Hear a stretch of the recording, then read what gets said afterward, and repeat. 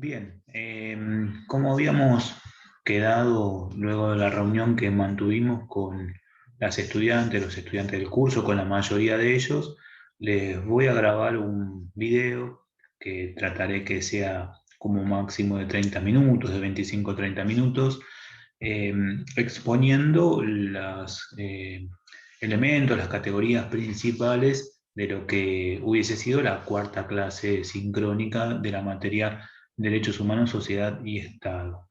Eh, el tema que nosotros vamos a abordar en este encuentro tiene que ver justamente con una conceptualización de qué son los derechos humanos, algo que ya hicimos inicialmente en el primer encuentro sincrónico. Lo hicimos de manera intuitiva o a partir de nuestros conocimientos previos, incluso de nuestras formaciones. Vamos a definir concretamente qué son los derechos humanos, qué se entienden por derechos humanos. Nos vamos a apoyar también en un texto de un autor llamado Di Bernardi, como para que complementen lo que les voy a comentar, a desarrollar en este encuentro. Luego vamos a ver las clasificaciones posibles, particularmente dos de ellas, respecto a el articulado de la Declaración Universal de los Derechos Humanos, el documento fundante de este campo. Y por último vamos a ver las características principales que tienen los derechos humanos.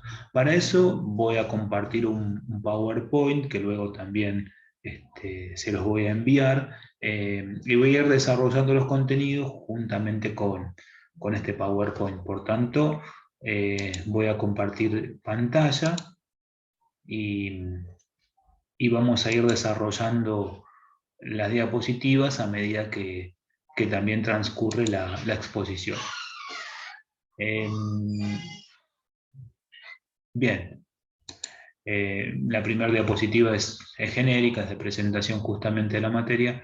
Tratamos de correr la imagen para que no nos moleste. Bueno, insisto, la primera por ahí habría que haberla pasado. Tiene que ver con nuestra materia. La segunda diapositiva, comenzamos desde aquí. Nos ponemos aquí. Bueno, decíamos, ¿qué son los derechos humanos? Nosotros estuvimos trabajando esto al principio. Son derechos inherentes a nuestra condición humana, digamos. No son derechos que justamente cada uno de nosotros y de nosotras, por nuestra condición de seres humanos, los poseemos, digamos. Eh, Sin ningún tipo de distinción. Esto está claramente expreso en la Declaración Universal, bueno, con la terminología que se usaba por aquellos tiempos, sin distinción de sexo, de color, de raza. Estas categorías se usaban, bueno, hoy podríamos hablar de género, de grupo étnico, de orientación sexual, nacional, de pensamiento político, de condición socioeconómica, de credo religioso que se practique. Bueno, no hay ningún tipo de distinción que justifique que algunos seres humanos tengan, posean, usufructúen los derechos humanos y otros no. Digamos, son derechos inherentes a las personas que los estados deben reconocer, digamos. No son concesiones de los estados, los derechos humanos, ni siquiera son creaciones de los legisladores o del Ejecutivo, o de ningún poder del Estado. Fíjense que esta es la misma matriz, digamos, de la escuela del derecho natural, de la escuela naturalista, de los autores contractualistas que nosotros vimos en la materia pensamiento social. Independientemente de cuál fuese el desarrollo teórico, todos partían, seguramente tengan más presentes a Hobbes, a Locke, a Rousseau, partían de individuos que en el estado de naturaleza poseen derechos, derechos naturales, y que luego, en función de preservarlos, o por lo menos de preservar los principales, y esto tiene que ver cuáles son los principales derechos, si es la vida, la salud, si es la vida, la salud, la libertad, la propiedad. Bueno, eso difieren obviamente los distintos autores, pero todos plantean lo mismo, todos plantean esta misma matriz: derechos naturales que poseemos los individuos de nuestra especie y que luego pactamos,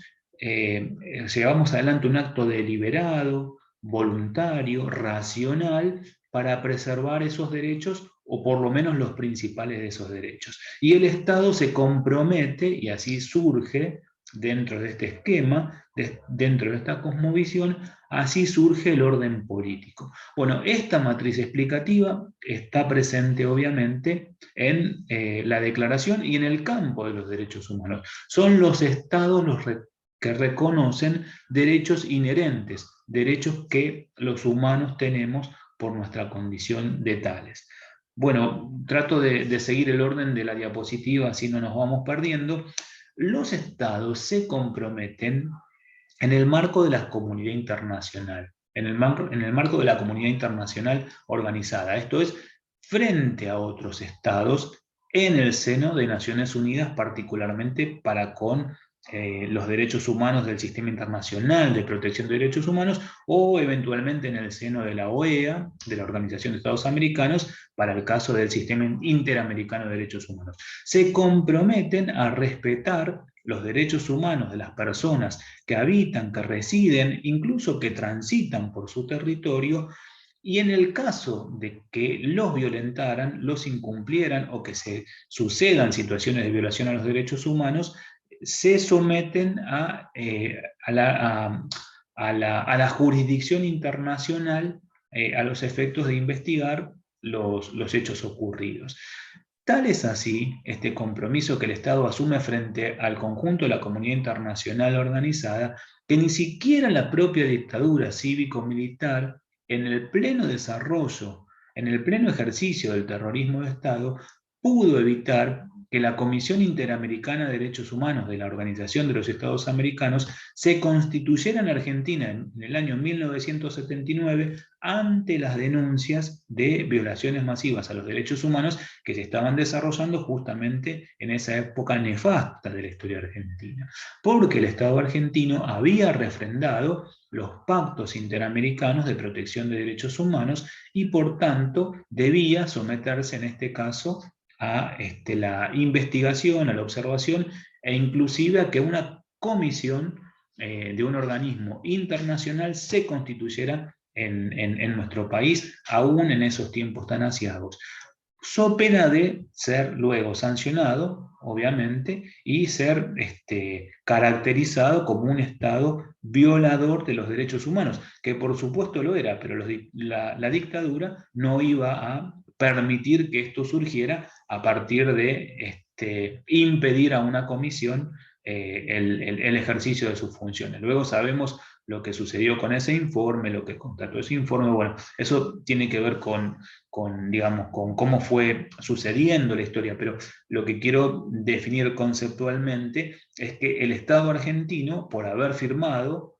y por haber adherido, ratificado los tratados internacionales de derechos humanos, en este caso los tratados regionales, se comprometen ante los otros estados en el ámbito, en este caso, de la Organización de los Estados Americanos, y son estos estados los que deben verificar el cumplimiento o no frente a las denuncias de violaciones a los derechos humanos.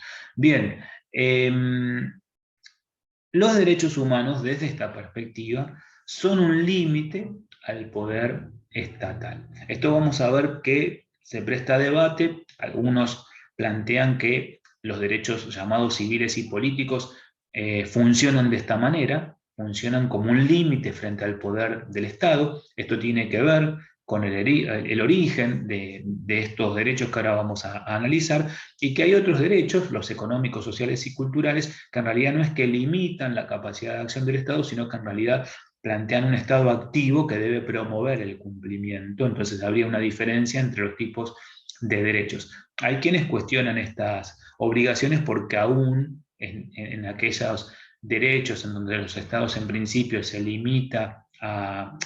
autolimita a intervenir, también es activo, ¿no? Pero bueno, en principio se establece esta distinción de que los derechos humanos son un límite, sobre todo frente a los derechos civiles y políticos que tienen los individuos, y sus agentes, desde el más encumbrado, para el caso del Poder Ejecutivo, el Presidente de la Nación, o en el caso del Poder Legislativo, en cuanto al ordenamiento jurídico-político de un Estado nacional, digamos, el último de los miembros del último Consejo Deliberante del último pueblo, en el marco de una organización federal, también está obligado, digamos, a cumplir y a respetar los derechos humanos. No solamente si son funcionarios públicos de los poderes del Estado, sino que también si son agentes de salud, si son docentes, si son médicos, si son miembros de las fuerzas de seguridad, si son miembros de las Fuerzas Armadas, si son agentes estatales de cualquier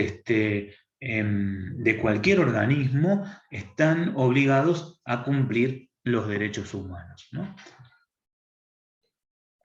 Perdón, esto en principio porque es el Estado, aunque surgió un debate, ya también en el primer encuentro, el que violenta los derechos humanos. Hay jurisprudencia que está ampliando esta conceptualización, ahora lo vamos a ver, por el carácter progresivo de los derechos humanos. Bien, lo que decíamos, son los Estados aquellos que deben reconocer, garantizar, promover los derechos humanos, eventualmente reparar los daños acontecidos, sancionar a los responsables de esas violaciones. Bueno, pasamos a la segunda diapositiva. Corremos la imagen. Bueno, el documento central, lo dijimos en distintas oportunidades, la Declaración Universal de los Derechos Humanos del 10 de diciembre de 1948, se constituye de un preámbulo y 30 artículos, artículos que desde una perspectiva, una clasificación muy general, que hoy en día está superada, pero que sigue, digamos, vigente en los textos, en los libros, en los portales, plantean que bien puede desagregarse de esta manera. Los primeros dos artículos relativos a los principios generales, a los valores que se sostienen en la Declaración Universal, los últimos tres relativos, a los deberes que deben cumplir las personas, digamos, las comunidades en el orden internacional y también los estados, y luego los principales derechos civiles y políticos que ocupan, fíjense, del artículo 3 al 21, el grueso, digamos, de la declaración se ocupa de estos derechos, y los derechos económicos y sociales y culturales los podemos agrupar juntos entre el artículo 22 y el 27, digamos. No hay una clara preponderancia de los derechos civiles y políticos. Esta es una definición bastante elemental. Hay otras, yo les había propuesto en el video anterior hacer un ejercicio relativo a analizar, que les pido que lo hagan, que ahora que tienen este material por ahí les resulte más sencillo, cómo se pueden clasificar los derechos humanos, el articulado de la Declaración Universal, justamente en función de los principios, en función de los deberes, pero también en función de las libertades individuales que son defendidas, de las garantías jurídicas presentes y también de los derechos socioeconómicos, socioculturales y políticos, que un poco es el recorrido que vamos a hacer ahora. Yo lo voy a hacer rápidamente para que después ustedes puedan por ahí apoyarse en este material, más en la propia declaración, y luego hacer un análisis un poco más medular contando con este material. Bueno, el primer artículo remite justamente a los valores centrales que defiende la Declaración Universal de los Derechos Humanos. Todos los hombres nacen libres e iguales en derechos y dotados de conciencia y razón, deben comportarse fraternalmente los unos con los otros, ¿no? Todos los seres humanos nacen libres e iguales, libertad, igualdad y comportamiento fraternal. Libertad, igualdad y fraternidad como valores centrales de la Declaración Universal. Y luego este artículo, el segundo, en el que queda plasmado el principio de la no discriminación, aunque no se utilice este término, se utiliza, bueno, lo que decía, los términos que han quedado en desuso, o por lo menos si no en desuso, desactualizados, y que han sido superados desde el punto de vista del desarrollo del conocimiento y desde el punto de vista del desarrollo político. Ya no se habla más de sexo, no se habla más de raza, no se habla más de color. Bueno, los derechos humanos pertenecen al conjunto de la humanidad sin ningún tipo de distinción. Se utiliza el concepto de discriminación recién a partir del año 1965. Las Naciones Unidas van a definir lo que es la discriminación con la Convención para la Eliminación de toda forma de discriminación racial. Ahí definen lo que es discriminación, aunque el concepto ya está presente en ese artículo 2. Entonces, libertad, igualdad, fraternidad, no discriminación, son los principios fundamentales sobre los cuales se erige la Declaración Universal de los Derechos Humanos. Luego vienen los artículos relativos a la defensa de las libertades, comenzando obviamente, bueno, el artículo 3 define el derecho a la vida, a la libertad y a la seguridad personal. Esto también, fíjense que este es muy presente ya en los contractualistas en el siglo XVII, se defienden estos derechos, ¿no? El derecho a la vida, a la libertad, a la seguridad personal. Si bien tienen un carácter progresivo, después vamos a ver que una de las características de los derechos humanos justamente es la progresividad, y no es lo mismo lo que se entiende por vida, bueno, desde ya en el siglo XVII, en 1948, y lo que podemos entender hoy como defensa, el derecho de defensa de la vida. Ahora lo vamos a ver. Bueno, el artículo 4 remite a la prohibición de la esclavitud y la servidumbre. Faltó ahí servidumbre.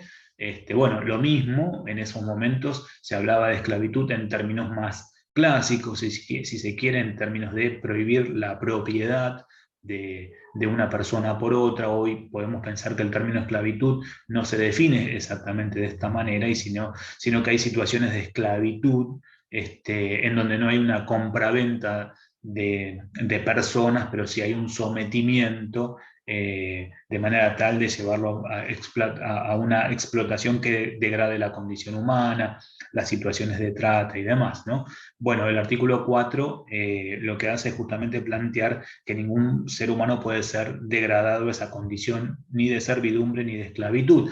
El artículo 5 parecería más concentrado en las personas privadas de su libertad, ¿no? La prohibición de la tortura y de los malos tratos, las penas o tratos inhumanos, crueles y degradantes.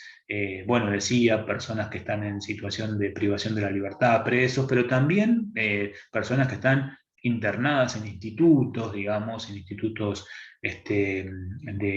psiquiátricos, institutos médicos, institutos que recluyen todavía a menores, como se decía anteriormente, a la Convención de los Derechos del Niño, Niñas y Adolescentes, digamos, a institutos de niños, digamos, o inclusive podemos pensar hasta personas que están de tercera edad, que están en instituciones, digamos, bueno, no pueden ser sometidas a tratos inhumanos, crueles y degradantes, tampoco la tortura, aunque hay algunos estados que lamentablemente la aceptan y está dentro de su legislación. Bueno, los otros artículos, el derecho a la libre circulación, a la entrada y salida del país, obviamente que esto está regulado, ¿no? No, cualquier país no te deja entrar y salir de cualquier manera, sino que hay toda una serie de documentación, de regulaciones y demás, pero en principio, cumplimentando esto debería suceder, y no solamente la libre circulación en función de la entrada y salida del país, sino de la residencia entre los propios países. Esto que en principio nos parece tan habitual no se cumple necesariamente en todos lados. Y luego una serie de derechos que están interrelacionados: la libertad de pensamiento, conciencia y religión, la libertad de opinión y de expresión, libertad de pensamiento, de opinión, de expresión, y el derecho a la libertad de reunión y de asociaciones pacíficas. Digamos, sindicatos, asociaciones generales, barriales, comunitarias, culturales, asociaciones políticas, partidos, todo esto está contemplado en la Declaración Universal. Obviamente que estas libertades son fundamentales para la vida política, ¿no? Bueno, paso rápido porque les decía que no quería hacer un video más largo de 30 minutos y me parece que me va a pasar.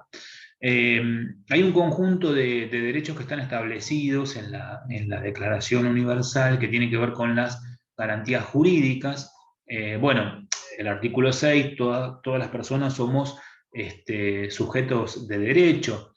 Justamente todas las personas debemos ser reconocidas como portadoras de derechos, independientemente del territorio del Estado, digamos, el territorio estatal en el cual nos encontremos, ¿no? Aún una persona que estuviese fuera de su país y que hubiese entrado a un país extranjero en condiciones no regulares, por decirlo de alguna manera, también es un sujeto de derecho. Por más que no sea un nacional de ese Estado, por más que no se le reconozca la ciudadanía y por más que ni siquiera esté de acuerdo a lo que la normativa de ese Estado establece. Cuanto menos ese Estado, si los funcionarios públicos lo apresan y lo van a deportar, deben respetar desde ya su vida, su integridad física, digamos, deben tratarlo justamente atendiendo a su condición humana. Entonces, todos somos sujetos de derechos, independientemente de que nos hallemos incluso en un Estado extranjero, por supuesto que también somos sujetos de derechos en nuestro propio Estado, en nuestro propio territorio nacional, en cuanto a la relación con nuestro propio Estado. Bueno, la igualdad ante la ley, que es una obviedad que se expresa en, digamos, el derecho a recurrir ante los tribunales, el derecho que tenemos a no ser detenidos de manera arbitraria, no ser desterrados, a ser oídos por un tribunal imparcial, la presunción de inocencia, bueno, las injerencias del Estado contra nuestra vida privada, estamos protegidos. Me tiento yo sé que esto puede generar algún intercambio de opiniones y que no lo vamos a poder desarrollar, pero me tiento a pensar cómo funcionó el Poder Judicial en los años precedentes del gobierno anterior y vamos a ver que muchos de estos derechos han sido violentados. Digamos. No se pueden generar tribunales ad hoc, tribunales especiales, no se puede espiar a los acusados, se deben seguir las normas del debido proceso, no se puede mantener en situación de encierro, privado de libertad a los individuos por cualquier motivo, tiene que haber una justificación. Bueno, son todos los prerequisitos del Estado de Derecho y del debido proceso que están garantizados enunciados en la Declaración Universal de los Derechos Humanos. El derecho al asilo, que tiene que ver justamente con las persecuciones, básicamente las persecuciones políticas, también la situación de las personas refugiadas, no necesariamente perseguidas, pero que tienen derecho al asilo, y el derecho a tener una nacionalidad que también, bueno, de alguna manera, toda esta matriz es una matriz eurocentrada, ya lo habíamos dicho. Piensen que el derecho a una nacionalidad remite a una forma organizativa, jurídico-política, que tiene como referencia al Estado-Nación, digamos. Y no todas las comunidades del mundo, y mucho menos en 1948, se organizaban de esa manera. Digamos, la nacionalidad y el derecho a tener una nacionalidad te la otorga justamente un Estado nacional, pero había comunidades humanas, y las hay todavía, que no se referencian en una pertenencia nacional, sino que tienen otro tipo de referencias identitarias, pero bueno, el derecho a tener una nacionalidad también está garantizado en la Declaración Universal y en muchos casos tampoco se cumple, o por lo menos en algunos casos específicos no se cumple, y hay luchas étnicas dentro de los estados nacionales por el reconocimiento de esas naciones. Bueno, luego los derechos políticos, trato de ir ahora un poquito más rápido.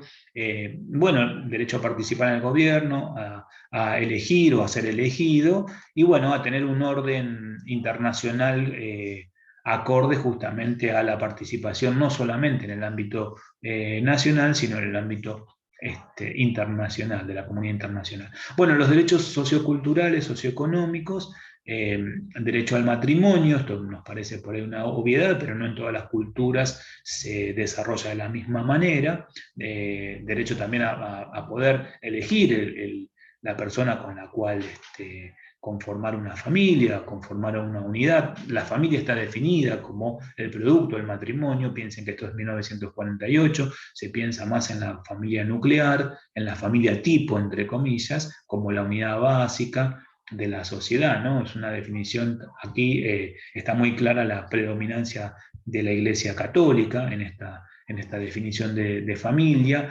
El derecho a la educación, a una educación instrumental, primaria, elemental gratuita, dice la Declaración Universal, por aquellos tiempos, el derecho a acceder a los bienes culturales y del progreso científico, se agrupan los derechos culturales, los económicos, ligados a la propiedad, tanto individual como colectiva, el derecho a la seguridad social, al trabajo, a la remuneración equitativa, a la sindicalización, digamos, ¿no?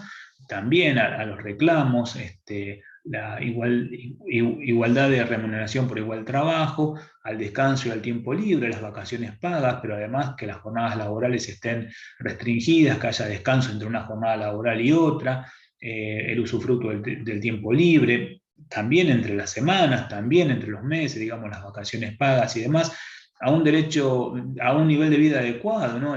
Garantizar la alimentación, la vivienda, el vestido, el abrigo, justamente las prestaciones sociales, la protección social, ¿no?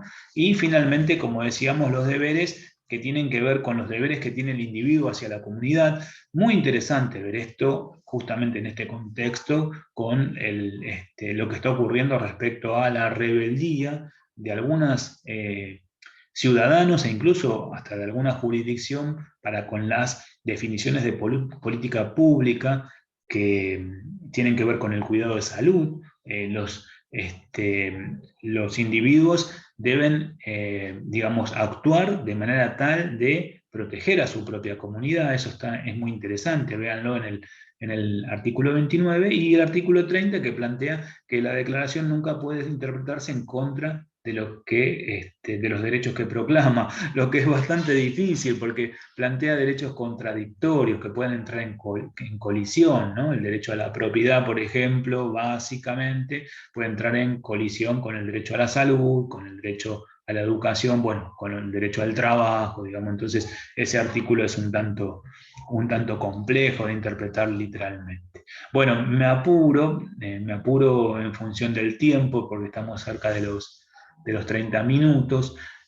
¿Cuáles son las características de los derechos humanos? Bueno, son universales, por lo menos se definen como tal. Sabemos que hay un debate en términos del etnocentrismo, de que en realidad fueron pensados, desarrollados en función de una mirada específica del mundo, o por lo menos una mirada como dominante, pero luego, frente a los debates en torno al relativismo cultural y los derechos que algunas comunidades podían haber incorporado o negado de esta declaración, en el año 1993, no es casual además, hubo una conferencia internacional de derechos humanos en Viena, en donde más de 170 países definieron efectivamente la universalidad de estos derechos. Este es un debate interesante, lo vamos a ver cuando veamos las genealogías alternativas y particularmente la mirada decolonial de los derechos humanos. Bien, los derechos humanos son progresivos. ¿Qué significa esto? Que en realidad no es que han sido declarados una vez y para siempre, sino que van surgiendo cada vez más derechos, crecen tanto en cantidad, de hecho se habla ahora de una tercera generación de derechos humanos y una cuarta. Yo no en todo caso, podemos volver sobre esto, el tiempo ahora está jugándonos en contra. Hay una visión, si se quiere, bastante tradicional de un jurista checo llamado Karel Vazak, que planteó que los derechos humanos bien pueden caracterizarse en función de generaciones. Aquella definición elemental inicial, derechos civiles y políticos, derechos de la primera generación, que tiene que ver con el ciclo de revoluciones burguesas, el constitucionalismo liberal y cómo se va expandiendo entre fines del siglo XVIII y el siglo XIX. Los derechos de segunda generación, que son los derechos sociales, que tienen que ver con las luchas organizadas, básicamente del movimiento obrero y del movimiento popular, y tienen que ver justamente con los económicos, sociales y culturales, que se van a plasmar en el constitucionalismo social a nivel de los estados nacionales, la primera y la segunda generación, y luego la progresividad en función de los derechos de tercera generación que tienen que ver con los derechos colectivos, los derechos de la solidaridad, de la fraternidad, ¿no? Los derechos de la libertad relativos a la primera generación, los derechos civiles y políticos, los derechos de la igualdad, los derechos sociales de la segunda generación, los derechos de la fraternidad, los derechos de cooperación, los derechos colectivos, al ambiente sano, al desarrollo, a la paz. Bueno, digamos, está presentado así en muchos lados, lo van a encontrar, derechos de primera, segunda y tercera generación, y finalmente derechos de cuarta generación, que son los que están en curso. En ese sentido son progresivos porque cada vez hay más derechos, digamos, van creciendo en cantidad y además en calidad. Lo que les decía, bueno, ahora ya me estoy apurando, pero trato de terminar por lo menos en el minuto 35 por ahí. Digamos, son progresivos también en calidad. No es lo mismo el derecho a la vida en 1948 que lo que hoy sería el derecho a la vida, que requiere, digamos, para que una persona desarrolle su vida, un montón de condiciones que no son exclusivamente la continuidad de su mera existencia orgánica. Entonces, se puede pensar que se protege la vida no solamente evitando la pena de muerte, que por otra parte existe en muchos de los estados que han refrendado esta declaración, que no es vinculante. Esto también es importante decirlo. Inicialmente no fue vinculante, luego va a ser necesario que conjuntamente con los pactos internacionales conformen la Carta Internacional de Derechos Humanos y pasen a ser vinculantes. Bueno, me estoy apurando a riesgo de dar por sentada algunas cosas. Son irrenunciables, esto es obvio, es lógico. Si son derechos inherentes a la condición humana, son derechos nuestros por ser seres humanos, nosotros no podemos renunciar a nuestra condición de tales, nosotros no podemos renunciar a nuestros derechos. También son inalienables por el mismo motivo, digamos, no pueden ser enajenados, no los podemos transferir. Son imprescriptibles, nos acompañan en términos individuales y en términos ya societales a lo largo de toda nuestra vida, digamos, no es que prescriben.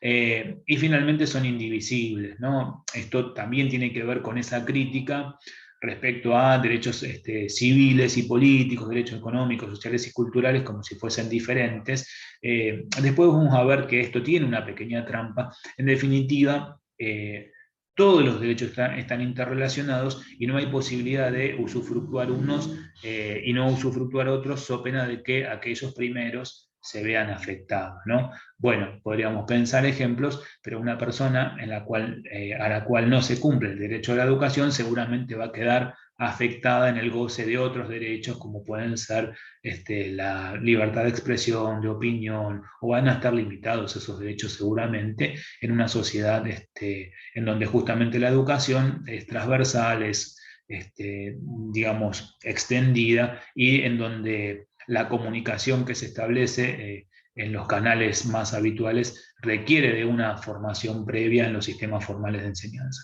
Bueno, me apuro, pero seguramente ustedes van a pensar otras combinaciones o van a poder explicar con mejores palabras que en este momento no me estarían saliendo para explicar esta interrelación de los derechos y por tanto la indivisibilidad. Bueno, dejo acá, quedo atento a consultas, a opiniones por los medios que estuvimos hablando. Espero que haya servido este video, que se me fue un poquito en extensión, pero creo que pueda llegar a ser de utilidad. Bueno, nos vemos en el próximo encuentro.